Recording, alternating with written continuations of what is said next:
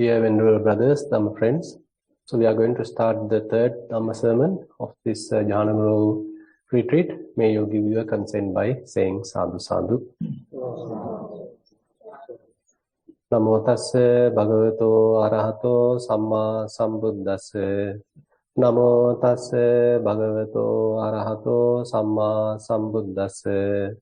Namo tassa bhagavato arahato samma sambuddhassa.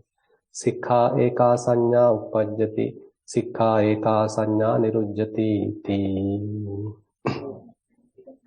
Dear venerable brothers, Dhamma friends, yesterday we started discussing how to abandon unuseful type of perceptions, because we spent fair amount of time understanding how we get caught up in various signs.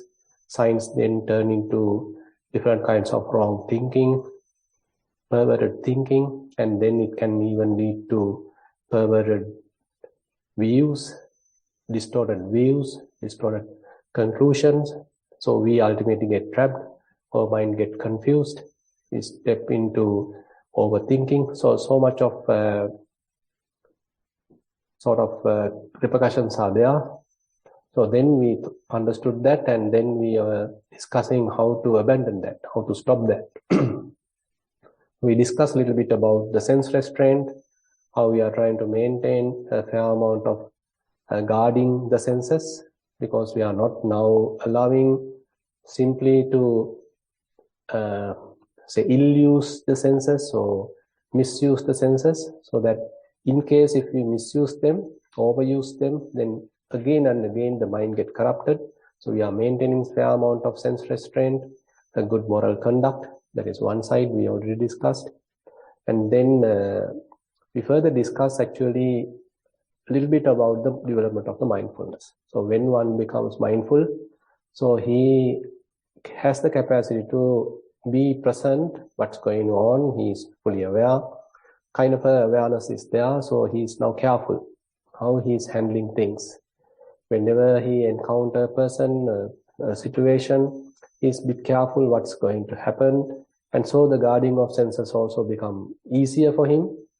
And in that case, even when he is guarding the senses, still there is a possibility of arising maybe lustful thoughts or any kind of other unwholesome thoughts, causing certain amount of agitation, causing about a certain feelings. But if he is mindful, there's a fair chance for him to behave in a way so that all that arisen starts fading away. He's not promoting that, because he understood, okay, if I promote this, again I get diluted, again I get caught up, again the all previous dukkha, again the all previous suffering going to happen. So now he is abandoning it, not promoting it. So we touched that yesterday. Now let's start a different path now. What are the other strategies Buddha discuss? And we'll come back to Satipatthana again at a later time. But let's start with certain other sides. So particularly with respect to the Jhana side. Now, there's a very beautiful sutta in the Digha Nikaya where Buddha discussed the abandoning of some gross form of perceptions, making use of Jhana. And particularly he didn't mention the term Jhana, but the explanation given is based on the Jhana. And that is actually highlighted even in the Chula Sunyata Sutta. So we'll take both together. So he particularly mentioned a very interesting statement, kind of a theory, a law. Sikha eka sanya uppajjati, sikha eka sanya nirujjati. And by means of training, you can abandon whatever the gross form of perceptions, but you may be able to arouse, you may be able to attain to a more refined state of perceptions. So for example, we all know about the 5 hindrances: the sensual desires, ill will, sloth and torpor, restlessness, regrets, and the doubts. So basically the 5 hindrances. Now, as we already discussed during the Q&A session, by the development of vitakka, vichara, piti, sukha, ekaggata, that means applied mind, sustained attention, and then rapture, certain amount of happiness, and then the ekagata, the one-pointedness. So all these different, what we call the concentration factors, we are capable of abandoning or temporarily suppressing these hindrances. So the concentration in that sense helps to overcome the hindrances. So therefore, that is one technique in a way. Because what happens is when the hindrances are available in the mind, they bring many different kinds of perception. Say, for example, you have a lot of sensual desire operating in your mind. So various kinds of lustful images may be appearing in your mind. Various kinds of lustful thoughts may come into the mind. So the thought actually attaches with an image. So many images, lustful images may appear in your mind. The mind becomes fairly corrupted, lustful, because of these association of various signs. Yesterday we discussed that part also, how unarisen lust could be arise because we are giving our attention to this subha sanya, this beautiful different images, what we think as beautiful, what we think as something joyful. So if we pay our attention to them, then again and again, if we are making use of that, if we again and again put our attention to that, then the lust can arise. The same thing happens with the anger. So we understand now all these, either lust, either anger, all those hindrances can be abandoned if we develop fair amount of samadhi. So you all as practitioners, at least to some extent, if you are able to maintain fair amount of samadhi, that indicates these 5 hindrances are abandoned. Now say for example, we take anapanasati. So again and again we are paying our attention to breathing, abandoning many other lustful thoughts, abandoning many other ill-will thoughts, abandoning various other doubtful thoughts. So many thoughts have to be abandoned. Many our memories have to be abandoned. Future plans have to be abandoned. Then only you can again and again apply your mind to the, say, breath. It's a fairly a neutral object. But interesting thing is we are developing this vitakka, the applied mind. We are developing further when we are paying a close attention to breath. So we are developing this vichara, the sustained attention. Then as we become successful in it, fair amount of joy arise, maybe even rapture arise, and we feel comfortable, the body feel comfortable and you feel comfortable, the mind become lighter, the happiness is there, and again it becomes one-pointed. So say for example, continuously you can observe now 100 breaths. Further, say you can observe, say 150 breaths. You can observe now 200 breaths. So what happens is, even though we start with a very simple technique, developing mindfulness, now the mindfulness is also there. More than that, now you have the concentration. Mind remains one-pointed. It doesn't want to switch to other things. It doesn't want to get distracted. It doesn't want to get scattered. It can remain calm on breath. Now, so still we are not into the first jhana, but anyway, still you may feel fair amount of lightness, fair amount of calmness, fair amount of tranquility. Now no more lustful thoughts, no more, say, lustful images coming to your mind, no more anger-related images coming to your mind. So all other, the political related, no village related, as Buddha explained in the Chudasunyata Sutta. So before you had so much of other the sensual world related, so much of perception, so much of signs, so much of marks, full within your mind, now all are abandoned. So the idea is the training. Now this is a training. Sikkha eka sanya uppajjati, sikkha eka sanya niruddhati. So this is a training, say the concentration training, samadhi sikkha. So helping you to abandon all these confusing, unwholesome kind of perceptions, marks, signs, but now you have another sign, but it is very refined sign. That is the sign of the concentration.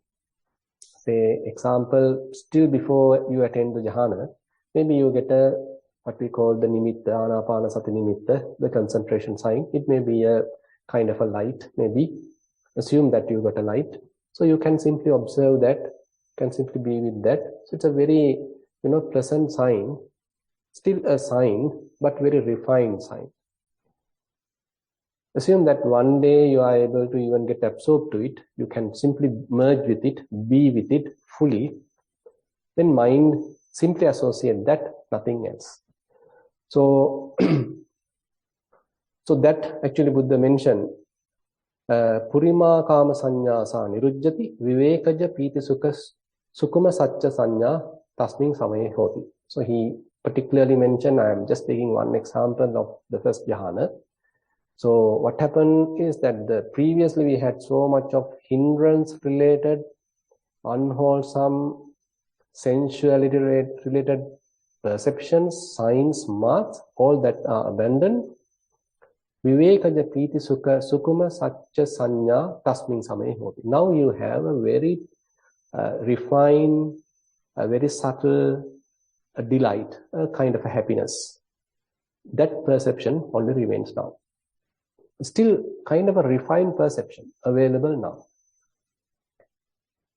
So Buddha does not stop there. He goes to the second, third, fourth jhanas. So because when one attains first jhana, he may understand, okay, this is fairly good compared to where I was. This is fairly good.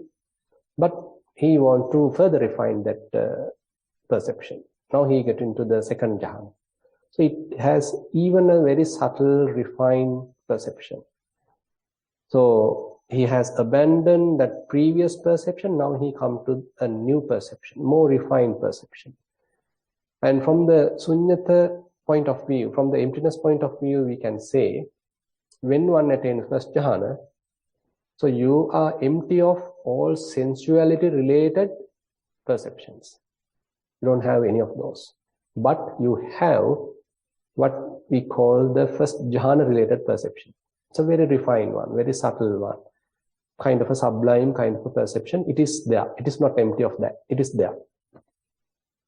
Now suppose you get into the second. Once you come into the second jhana, it has even refined state of perception. So you abandon previous refined perception which is available at the first jhana level. Now you come to the second jhana level, you are there. You still have something. You still have a perception. You are not empty of that perception, second jhana related perception, but you are empty of first jhana related perception.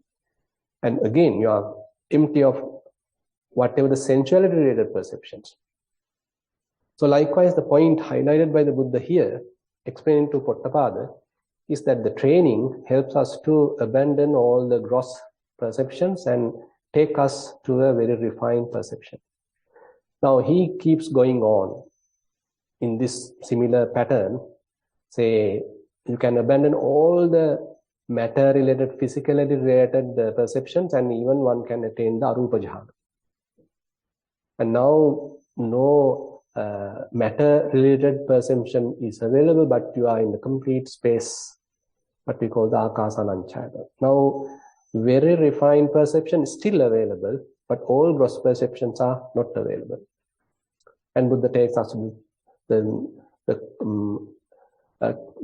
infinite consciousness, vijnananchayatana. He takes us to the nothingness, what we call the akinchanyayatana. So there he gives a kind of a clue to Pottapada. Now we understand the order. One after the other, we are coming one after the other. And he say, okay, once he come to that particular summit of perception, he now come to a kind of a radical reflection. So I was able to abandon some sort of gross perception, but still I intend to come to a new perception. I'm doing this again and again now. I had so much of sensuality-related perception, so I intended to come to first jhana. Then I had first jhana-related perceptions. Now I intended to come to the second jhana. Now this is again and again kind of a burden for me. How about completely stop this process? That means not going to a new perception, not arousing a new perception. And what is available now, I am going to abandon. So you can see a kind of a radical reflection he is coming here. Now you can see it's possible through the training to come to a more and more refined perceptions, but it's continuously going on and on. But one point he is coming to the conclusion, okay, now I am not going to continue this because these intentions are, troublesome. This thinking is troublesome. This activity in the mind is troublesome. Let me calm down all the activities in the mind. Let me stop all the, formations in the mind. Let me stop completely these different perceptions in the mind. So he come to a kind of a radical conclusion there. So Buddha explained that here in the Pottapada Sutta, Chete manasame papyo, achete manasame seyo. So continuously thinking, deciding, determining, come to a next stage is not going to work like this. Let me stop thinking. Let me stop going to next stage. Let me abandon what is currently available. So that's a kind of a radical decision he is coming. Now, by not thinking, not imagining, he is able to abandon what is available. Then all the cessation, all the perceptions are completely abandoned. No perceptions at all. And there Buddha say he is touching the kind of the nirodham pusati. So cessation he touches. Now we can, for the time being, let's say this is the cessation of the perceptions. So no perceptions are there. The mind completely become, say, out of, or rather, say, free from perceptions. Now, some similar explanation given even in the Chulasunyata Sutta, he's keep on explaining like this. And there he say, once he arrive a particular jhana, maybe an arupa jhana, there he say, okay, he decides to take it to the signless state. Not the nirodham pasati, but he says, okay, he's now deciding to the signless state, what we call as animitta samadhi. So different varieties are there. So I have taken now two, that in the Pottapada Sutta, Buddha say, okay, once he's deciding at particular summit of perception, okay, I need to stop it now. I'm not going to develop a new perception. I'm going to abandon existing perceptions. Now he's able to overcome all the different perceptions. On the other hand, in the Chulasunyata Sutta, Buddha say, once he come to a certain level, he decides, okay, I am now turned off all the different perceptions, let the mind become completely signless, no signs at all. Now, this is in a way, we can say a kind of a samatha approach, tranquility approach available for one to overcome different perceptions, but still temporary. We should not think, okay, he's now completely free from all the different perceptions, he becomes completely blank, he can't remember anything. So it is not like that. Temporarily, he can maintain a mind free from all distortions happen because of the perceptions. Free from all different obsessive thinking happen because of the perceptions. He is now free from that. Temporary, but still. But once you emerge from that, once you say get up, again the typical perceptions come to the mind. It's a kind of a temporary relief he has through samatha meditation. It's possible, explained in the Dhamma. Now let's get back to the vipassana part again, satipatthana side again. So when one develops mindfulness, so as we discussed yesterday, so one thing is he is become more careful, he is in a way mindful about what's happening right now in the present situation, so that he is not promoting too much thinking, because he understood, okay, this has a great impact in my mind. So as much as possible, he trying to keep his attention on his body maybe. So he has a kind of an objective to the mind, not allowing the mind to simply wander, allowing it to latch with the body, be with the body. It's maybe somewhat relaxing, because it has simplified his experience. He has merely the body-related perceptions, maybe aches, pains, maybe hardness, softness. So whatever the body-related perceptions only he has, so much of other perceptions are not there, and he is fully mindful about it, fully aware of it. He is fully aware, okay, now I have some perceptions related to the body. Now what he continued. Now assume now he is able to understand various element characteristics because he has fair amount of concentration now. Mind is not distracted. Now focused attention is there. Here and there now he can understand, okay, sometimes vibrations happening, sometimes hardness happening, sometimes softness happening, sometimes movements happening, maybe heat happening, maybe cold happening. So different element characteristics sometimes coming up, different sensations coming out. So he can pay his attention to whatever a selected a prominent sensation. He's observing it, he's recognizing it. So in a way, still we are talking Kayanupassana, Dhatu Manasikara, elements meditation, but developing wisdom now, not merely related to Samadhi, but now we are trying to develop a fair amount of wisdom by observing, but by investigation. So this investigation helped him to understand the true nature of the physical phenomena, elements, how they are operating, how they are changing, how they are disappearing. Because what happened was, previously he identified this body is me, myself, this is I am. It was a kind of a fair delusion he had. But now, as a result of the practice, he probably understand, okay, this is nothing but elements. So his understanding, this insight, may be capable of reducing fair amount of unnecessary thinking. Because when we grasp the body as myself, thinking that there is a person here, this body is kind of compact unit. This is me, myself. I am beautiful, I am so and so, with this name, with that name, with this degree, this occupation, and so much of things. It's fairly promoting thinking, fairly promoting so much of concepts, fairly promotes overthinking, fairly promotes obsession. But now, as a result of the practice, now he understood, okay, this is merely a body operating through the elements. They are being supported by various other external sources, conditions, and it's a kind of a dependent thing. So he understood to some extent the reality with respect to the body. Even this understanding maybe helped to drop too much unnecessary information, too much unnecessary thinking, and probably even through this practice, he may be able to reach a fair amount of understanding.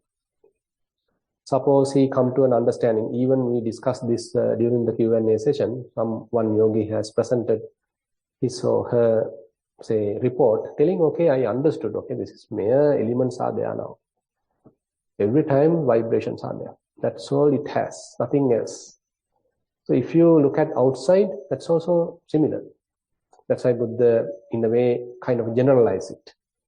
Yacheva kopana ajjattika patavidhatu, yacha bahira patavidhatu revesa. So he understood, okay, whatever the elements available inside, whatever the elements available outside are merely elements. There is no any difference. So we are the ones who has introduced all these demarcations. But elements are merely elements. So he is developing fair amount of dispassion now based on this understanding.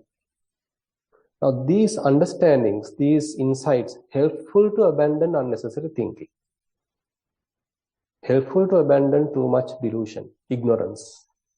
And helpful to abandon too much information may be available in the mind.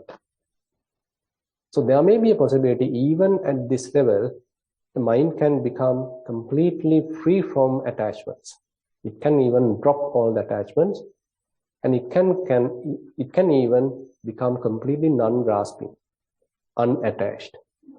Anisitocha viherati nachakinchi loke upaditi. So Buddha actually has highlighted it has the potential even to completely free the mind, temporary, even at the Kayanupassana level. But suppose we don't have much experience, so even though that potential is there, that capability is there, even at the Kayanupassana level, we somehow got trapped in feelings. Different feelings are there. It's a very pleasant feeling, and when things are, lighter and the body feels comfortable and very soft and say pleasant, blissful, so you attach to that. Possible. Because feelings are more appealing and very soft compared to the gross body, the feelings. So we can get trapped in feelings. We can attach to feelings. Now we have to practice further vipassana. So we can say Vedananupassana. So we understand how feelings are coming and going. Different feelings are there. Say pleasurable feelings are there. They are subject to come and go, arise and pass away. Painful feelings are there. They come and go. They also subject to arising and passing away. Say equanimous feelings are there. They also come and go, arising and passing away. So he's now developing some further understanding with respect to the feelings. Now he is not attached to the feelings either. He's developing understanding, developing insights using the feelings. He is investigating the feelings, what is their true nature. So when we develop such understanding, so it is possible to have even detached attitude in our mind towards the feelings.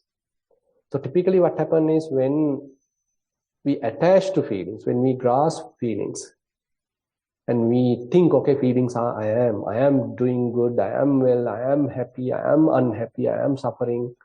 This is the time that we attach to feelings. This is the time that we identify with feelings. But with Vedananupassana, we are able to step back and watch the feelings objectively. They are merely feelings. Feelings come and go. They have the nature to arise and pass away. So we develop that understanding. So as a result of that, now we stop identifying with them. We stop preparing any kind of unhappiness or sorrow when things go wrong, when there's a pain, there is a sickness. As much as possible, we understand, okay, it's a feeling. It has a nature to arise. It is arising due to contact, due to causes, and then it passes away. So you are out of it. Feelings are merely feelings. So you develop some understanding with respect to feelings.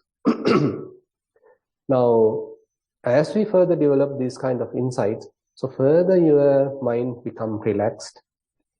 Further your mind stop too much thinking. Further your mind drops unnecessary perceptions. Because insights are there. So intelligence is operating now. Fair amount of wisdom is operating in the mind. It doesn't want to get trapped. Doesn't want to get bounded. Doesn't want to, feel burdened. Rather, it wants to be free. A kind of a taste of freedom is something time to time probably the yogi may be experiencing. So he understands, okay, a bit of clarity is there now in the mind. Maybe once a while. Previously, my mind was fully crowded, but now my mind has some space. It becomes clear. Not many thoughts. Maybe in between thoughts, you understand there are gaps. And there may be even sometimes complete absence of thoughts. So you are now tasting some amount of insights, some results of the vipassana practice. So we can even enjoy that. We can appreciate such a state. Now say you are getting to Chittanupassana. Because the possibility is that even though the body being dropped, not attached, feelings being dropped, not attached, relinquished, not attached, but still the perceptions can happen. Perceptions can arise. As we discussed even in one previous Q&A session, so when our meditation object becomes subtler and subtler, our stored image, whatever the stored images in the mind, different perceptions in the mind can appear vividly, very beautifully, and we can give some prominence to it, value to it, importance to it. We get trapped there. As we simply discussed, say your breath become very subtle, very calm, equanimous. At that time, say a Buddha image appear. At that time, kind of a beautiful image appear. Image. So we can get easily attracted to that, forgetting the breath, because breath become very soft.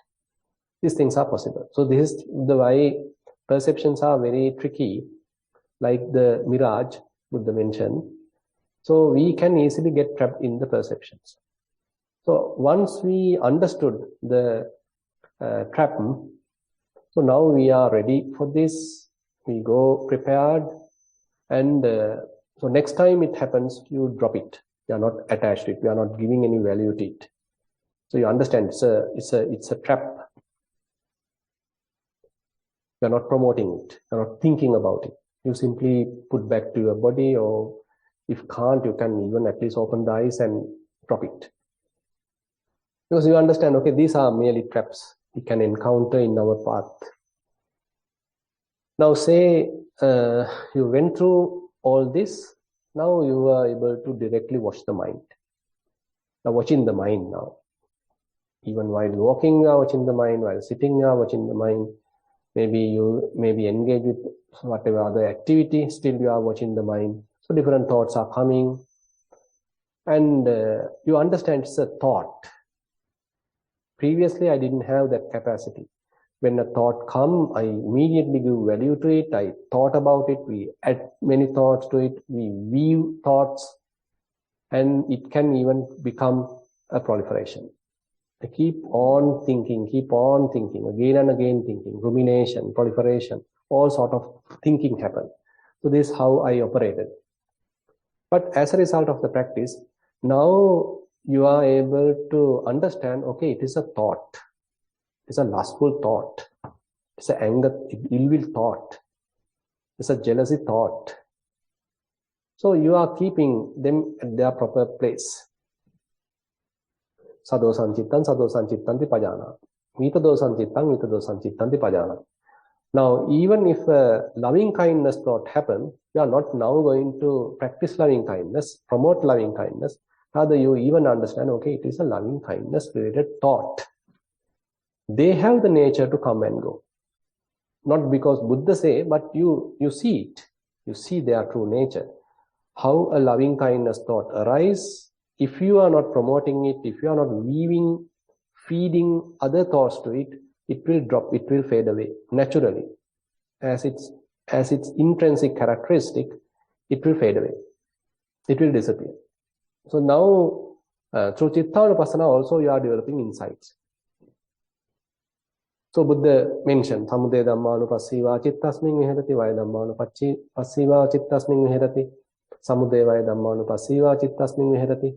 So you understand how they are coming and going, arising and passing away, even different thoughts.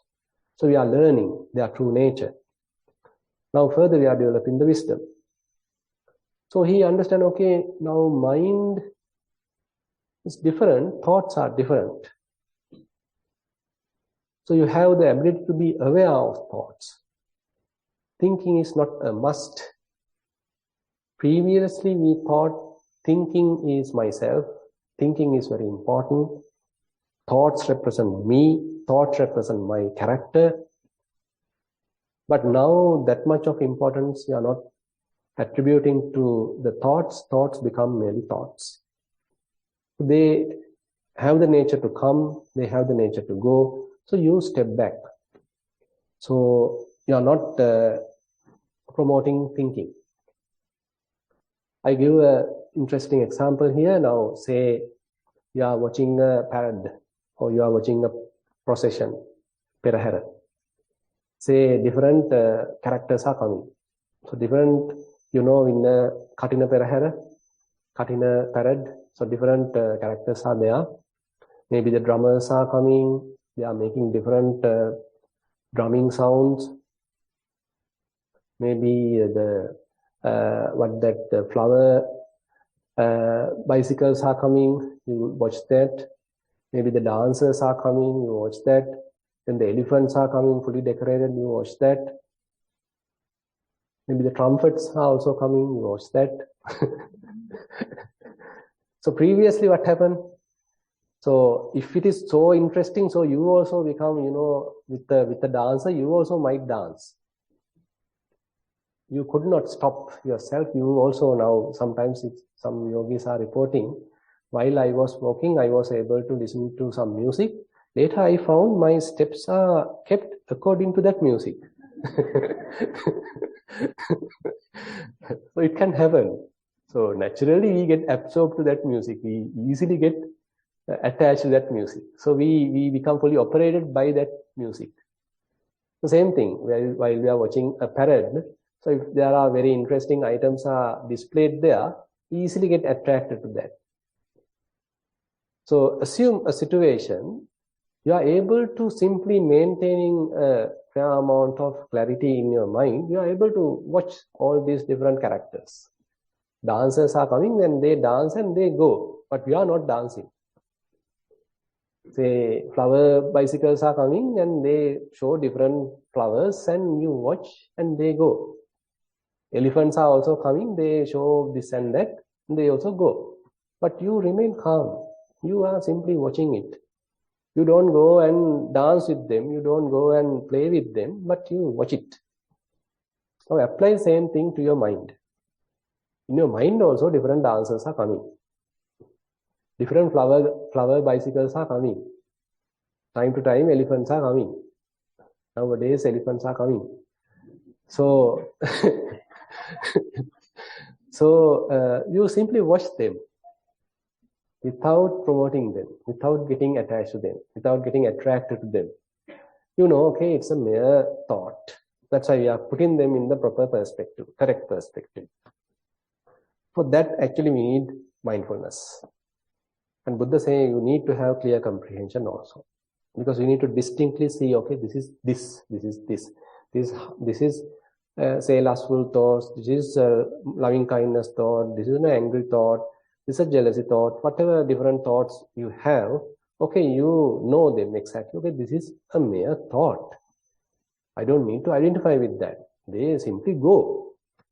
You are not attributing so much of value to it. You are not making thoughts belong to you. You understand thoughts are thoughts. So if we do like this, then the amount of thoughts become less and less. Because we are not feeding them, we are not promoting them, we are not getting deluded by them. So they simply start passing away. Passing. Now the amount of thoughts become less and less. Probably you may understand gaps between thoughts. Now mind become lighter, more spacious, fair amount of clarity available in the mind. Now even probably you understand thoughts typically carry even an image. Say for example, a lustful thought carry a lustful image. Subha sanya. Maybe an attractive something it carries. A thought always attached with its image. Anger also like that. When you are angry, when there's an angry thought, there may be a particular person, that person's image. Maybe a particular situation, that situation's some amount of an image are there. Perceptions are there, marks are there, signs are there. Probably if you are able to pay attention to these signs, marks, so that also you understand, okay, they also come and go. They are also merely signs. I don't need to attribute a person to it. Now, we are going to another level now. Now, say for example, while you are meditating here, you all of a sudden remember one of your relatives. Maybe he or she may be not in a good condition, maybe hospitalized. Image of her, image of him may come into your mind. What happens is image. But quickly we have a kind of feeling and then we recognize, we think, and we personify. We attribute a person to it. Oh my goodness, what's going to happen? I didn't call him. I was here for many days and I should have called him. I should write a letter. I should give an email, something. So you keep going on and on. Now, without going like that, without doing like that, if you are able to understand, okay, it's a mental image. It's a kind of percept. It's a kind of a mark. Maybe it shows, it links to someone, but now I am keeping it as a sign as a sign. Like we did thought as a thought, probably you can understand, okay, it's a sign. It's an image, mental image. So if we are doing like that, even now mind become further and further clear, cleansed, further clarity available, space available in the mind. So here also, probably you can understand now, body-related perceptions are not there. Physical things related perceptions are not there. Feelings are not there.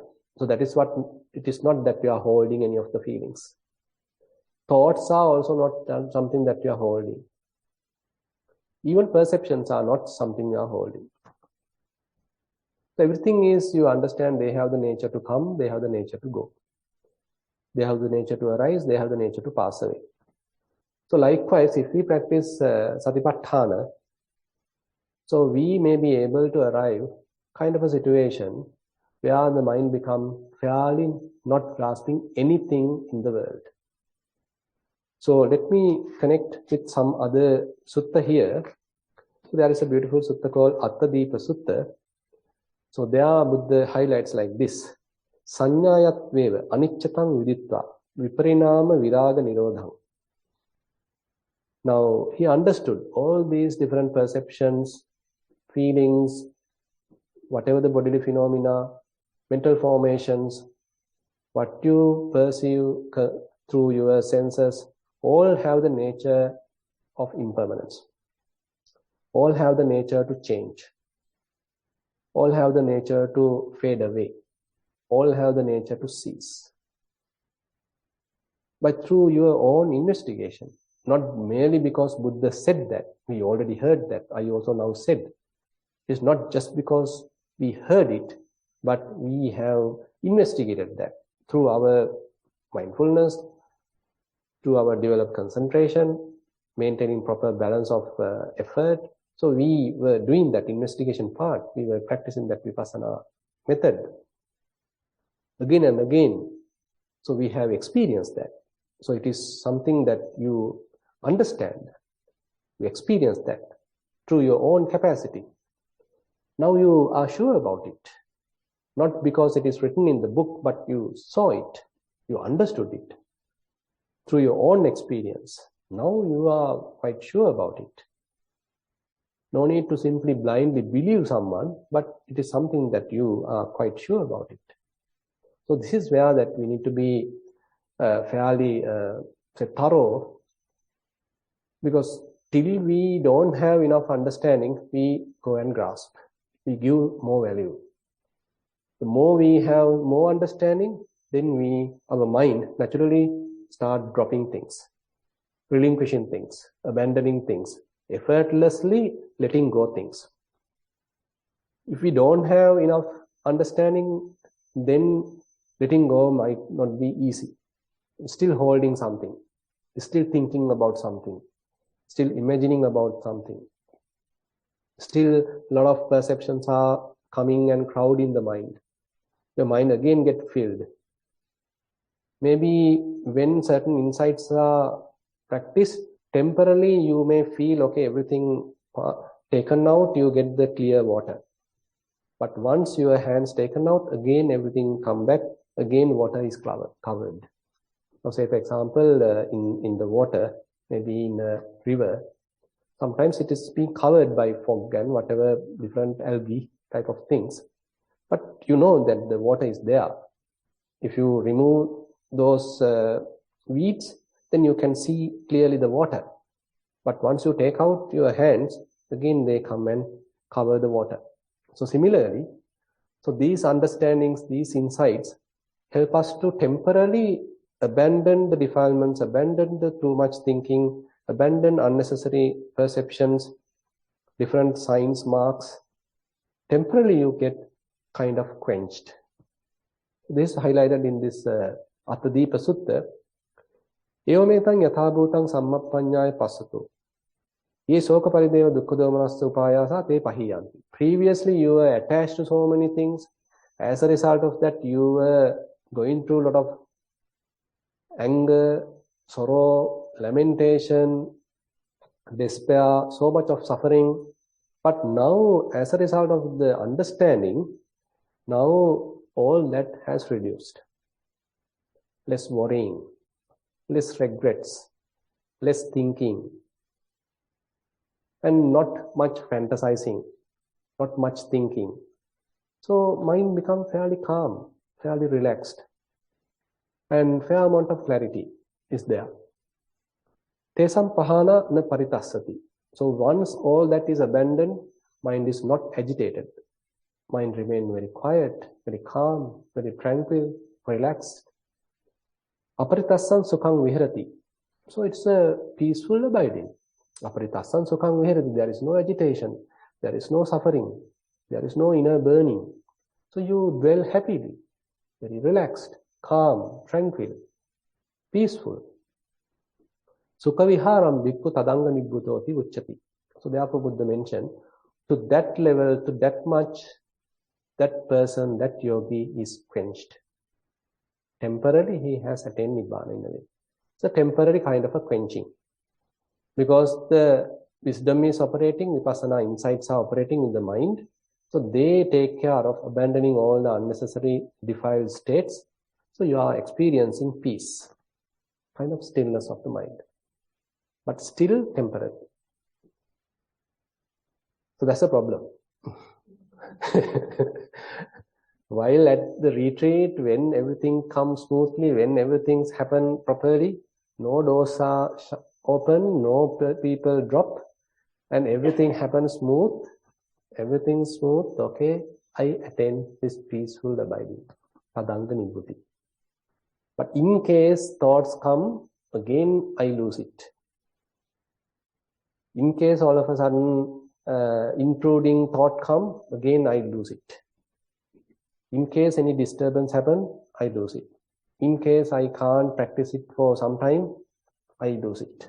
Again too much thinking come, again too many crowding images happen, again agitation happen. So we understand that. So even though the vipassana practice is capable of cleansing the mind, but still it is temporary. Now there's an additional thing. So as you practice like this, probably you may understand, now even though your eyes are open, mind is not interested of capturing too much of information. It's not going after what you see. So this is as a result of the practice. It's another kind of a quality being developed as a result of the practice. So while walking previously, in case there was a sound, immediately we get distracted, immediately we start thinking, imagining, probably we step out of the path and we go and want to check it, completely distracted. The same thing happened maybe right now, but mind remained calm. That's the beauty. That's the strength. And you may even look around while walking, but mind remain with you. You may experience that. There's an additional benefit you may be experiencing. Previously, you can't do that. You have to maintain the proper distance. Okay, I'm simply glancing. I'm also not paying too much attention to that. I'm not looking around. Others are also there. That is also distracted. So you are, a very controlled manner you are doing things. But as we move forward, as the insights are strengthening, you feel more relaxed. You can even look around while walking, still maybe paying attention to your foot. Mind does not get distracted. And even if you come to this level, now this anisitocha viharati. So if the tadanga nibbutati is available, that means temporary quenching is available, temporary non-grasping state of mind is available, that means you are not paying or keeping your mind at any place. Nachakinchi loki upadi. So mind is not grasping anything in the world. Mind doesn't have any object as such. So you may see things, but it does not register in the mind. It does not disturb in the mind. So no thoughts are arising in the mind with respect to what you see. You may hear things, but no thoughts are arising with respect to what you hear. You may smell, you may touch, taste. Time to time thoughts also coming, but they are abandoned. This peacefulness now start remaining with you. So this is something that we need to experience. So if you are practicing Vipassana or if you are practicing Satipatthana, so this is a kind of a state that we may have to arrive. So we need to understand, okay, is my mind has this kind of a capacity.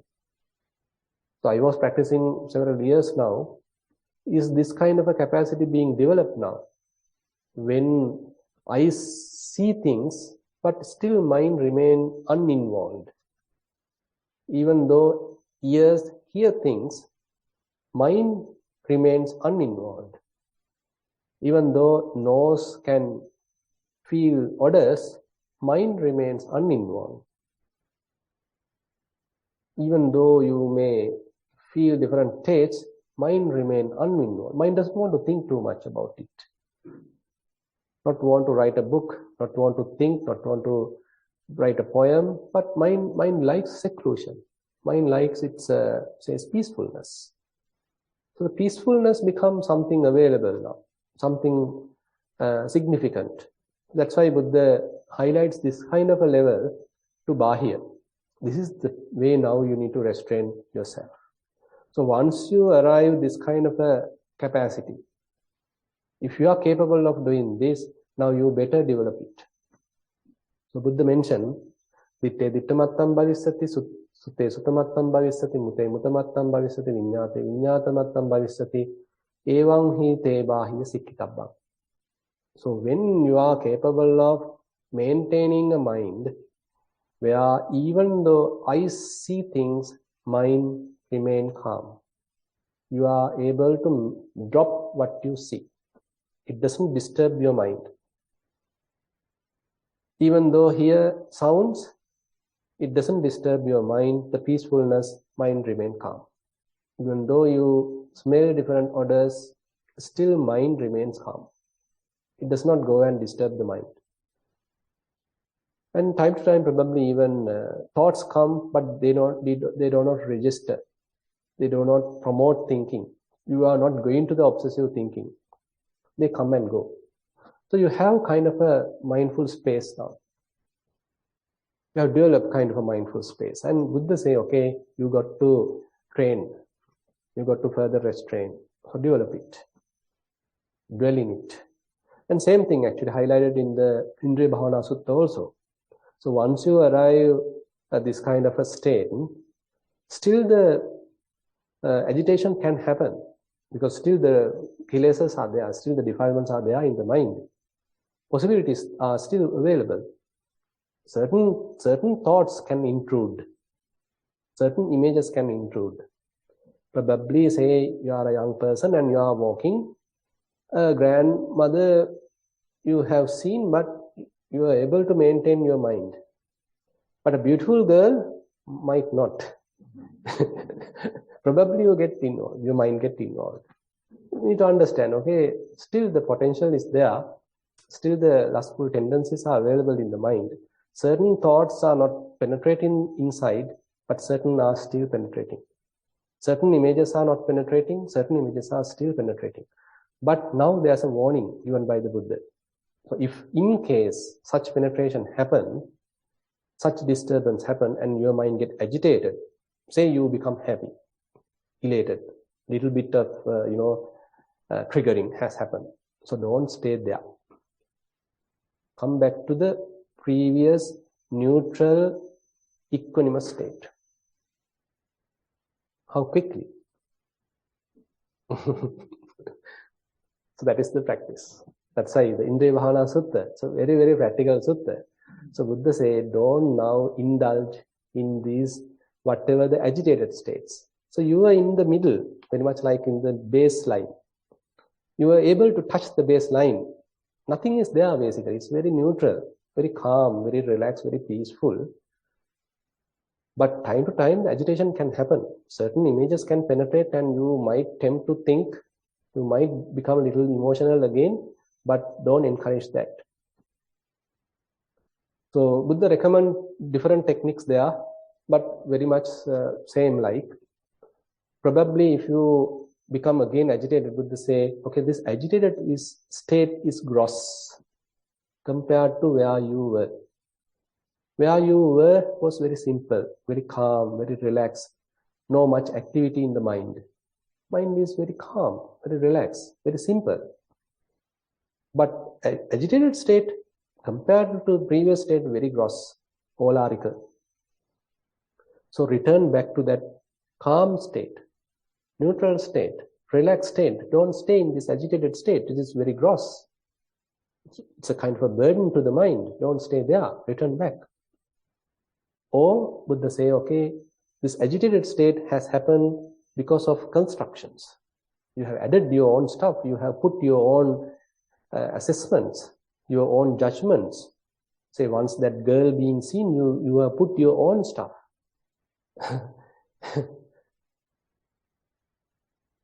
Because that's an image. So you have attributed your own stuff. That's why you again get agitated. Your mind becomes elated. It's a constructed situation.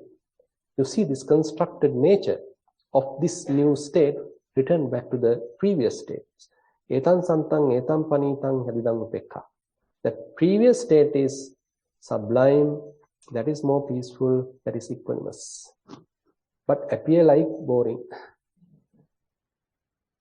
Not doing much, isn't it? Just be. No thoughts, no images, boring bante. Am I going in the correct direction? So people ask, am I going in the correct direction? No, I can't feel much here. I feel like lost, feel like secluded. Am I doing the correct path? So these are the things, actually, that's why we need to refer fair amount of suttas coming from the Buddha to give us the assurance. That is why the Suttamaya Jnana is fairly important. Because even though we arrive fair amount of, say, progress, but if we are not properly telling it with the level of the Buddha's teaching, we may even devalue what we have experienced. That's why the Dhamma is utterly important. Some encouragement is extremely important. Because another important thing is there is no presence of ego at this level. You can't feel kind of an ego here. You can't feel kind of boosted person here. So it's very neutral. Say, for example, say instead of say you go to a cafeteria or any kind of a shop, are you buying a water bottle or are you buying a cappuccino? Are you buying a milk, orange? So many varieties are there. What are you going to buy? For your thirst. Coca-Cola, Fanta. I don't know, here it's available. Many things are there. Who is going for water? Water is very boring, right? Water is just water. So the mind, while with nothing, it's like water. Nothing's there. Very neutral, isn't it? No any taste. Who likes it? Difficult to sell. That's why Bhante Dhammaji will say, okay, this path very difficult to sell. We have to teach a lot. Otherwise, people go for some beautiful things. They will go for a Coca-Cola, they will go for orange, they will go for cappuccino. Many things are there, very interesting, but can cause maybe diabetics, can cause little agitation in the mind. If you drink too much, you can get doped. Many things are there. But water, no much harm. Even if you drink too much, no much harm. So likewise, so the unagitated state of mind, non-grasping state of mind, appear like boring, appear like kind of monotonous. But even through science, they found it is not that, even for your health, it is not that the elated state or the worried state help you to have a more healthy mind. but an equanimous, balanced state of mind is more healthy.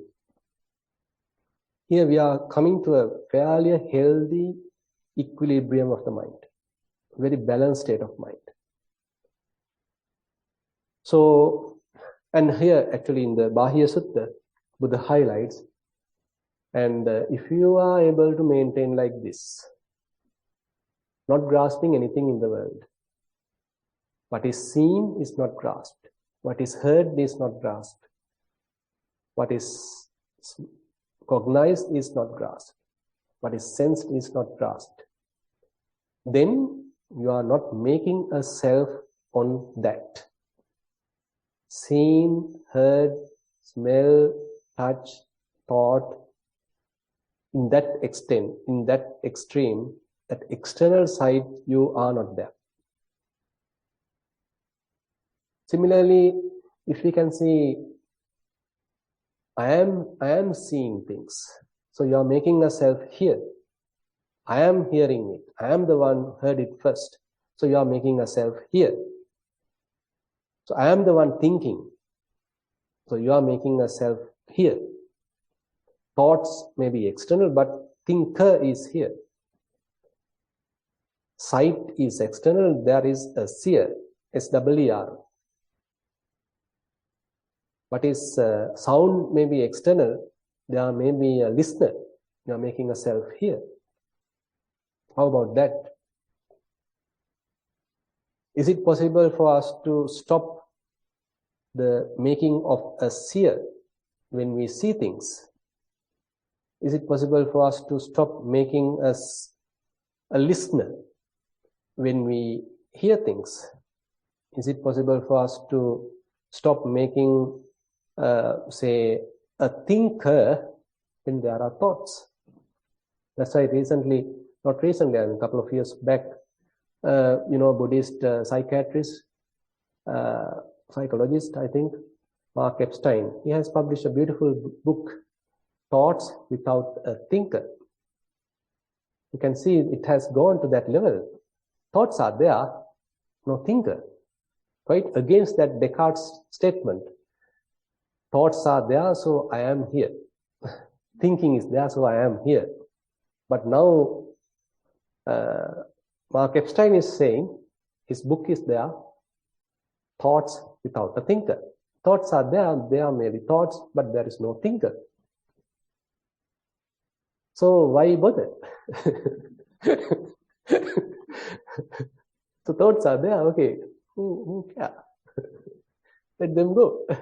So you mind your own business. So likewise, now we are coming to a very beautiful state where a kind of a awareness is there, but not making a self. Senses are operating, but still not making a self. So we'll looking in that direction further, get into further in the coming days. And with that, I like to conclude today's Dhamma sermon. Thank you very much for attentive listening. Okay, today also we gathered here, spent a fair amount of time developing mindfulness, developing concentration, doing our vipassana practice, and participating to a Dhamma discussion and listening to a Dhamma sermon. Some of you helped in the Dana. So all these help us to accumulate a fair amount of merits. We share all these merits with the celestial beings, all our past relatives, and whoever in need of merits. And we wish these merits help us also to understand the Buddha's teaching, practice according to it, and attain path, fruition, nibbana.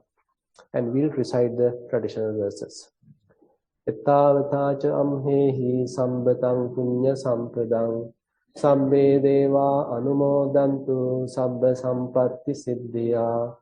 Ettavataca amhehi sambatang punya sampradang sabbe bhuta anumodantu sabba sampatti siddhya. Ettavataca amhehi sambatang punya sampradang sabbe satta anumodantu sabba sampatti siddhya. Akasattha ca bummata devanaga mahiddhika punyantang anumoditva chirang rakkhantu sasanang. ආකාසට්ඨා ච බුම්මට්ඨා දේවානාගා මහිද්దికා පුඤ්ඤන්තං අනුමෝදිත්වා චිරං රක්ඛන්තු දේශනං සට්ඨා ච බුම්මට්ඨා දේවානාගා මහිද්దికා පුඤ්ඤන්තං අනුමෝදිත්වා චිරං රක්ඛන්තු මම් පරං ඉදං වූ ඥාතිනං හෝතු සුඛිතා හොන්තු ඥාතයෝ ඉදං වූ ඥාතිනං හෝතු සුඛිතා හොන්තු ඥාතයෝ ඉදං වූ ඥාතිනං හෝතු සුඛිතා හොන්තු ඥාතයෝ ඉමිනා පුඤ්ඤ කම්මේන මාමේ බාල සමාගමෝ සතං සමාගමෝ හෝතු යාව නිබ්බාන පත්තියා ඉමිනා පුඤ්ඤ කම්මේන මාමේ බාල සමාගමෝ සතං සමාගමෝ හෝතු යාව නිබ්බාන පත්තියා ඉමිනා පුඤ්ඤ කම්මේන මාමේ බාල සමාගමෝ සතං සමාගමෝ හෝතු යාව නිබ්බාන පත්තියා සාදු සාදු සාදු